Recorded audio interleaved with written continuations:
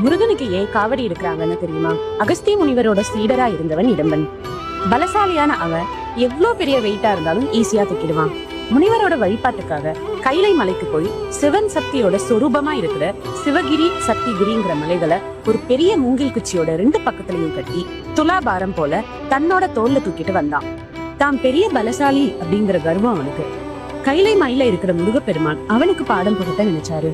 இடும்பன் முருகனோட திருவிளையாட்டால பாதை தெரியாம தடுமாற ஒரு சின்ன பையன் வேஷத்துல முருகன் வந்து இடும்பனுக்கு வழிகாட்டினாரு. திருவாவினன் குடி கிட்ட வந்தப்போ சிறுவனா இருந்த முருகப்பெருமான் இடும்பன் கிட்ட கொஞ்சம் ரெஸ்ட் எடுத்துக்கோன்னு சொல்றாரு. இடும்பனும் சரின்னு அவன் காவடி போல சுமந்து வந்த மலைகளை கீழே இறக்கி வைக்கிறான். மறுபடியும் காவடியை தூக்க முயற்சி பண்ணா அவனால அதை அசைக்க கூட முடியல. ஏன்னு பார்த்தா சிவகிரி மலை உச்சியில அந்த சிறுவன் கோவணத்தோட கையில ஒரு கம்பு புடிச்சிட்டு நிக்கிறத பாக்குறான். பயங்கர கோவத்தோட இடும்பன் அந்த சின்ன பையனை பார்த்து மலையில இருந்து இறங்குன்னு சொல்ல அந்த பையனும் இந்த மலை எனக்கே சொந்தம்னு சொல்றான். கோவத்துல இடும்பன் அந்த சின்ன பையனை அடிக்க போக சின்ன பையன் உருவத்துல இருந்த பகவான் முருகன் இடும்பனை புடிச்சு தள்ள அவனும் கீழே விழுந்து மயங்கிடுறான். அகஸ்திய முனிவரும் இடும்பனோட மனைவியும் முருகன் கிட்ட மன்னிப்பு கேட்க முருகப்பெருமான் இடும்பனை மன்னிச்சு தன்னோட காவல் தெய்வமா மாத்திக்கிறாரு. இடும்பன் 2 மலைகளை தூக்கின அந்த நிகழ்வை நினைவுபடுத்தும் விதமாதான் மனிதர்கள் முருகப்பெருமானுக்கு காவடி தூக்குற பழக்கத்தை கொண்டு வந்தாங்க.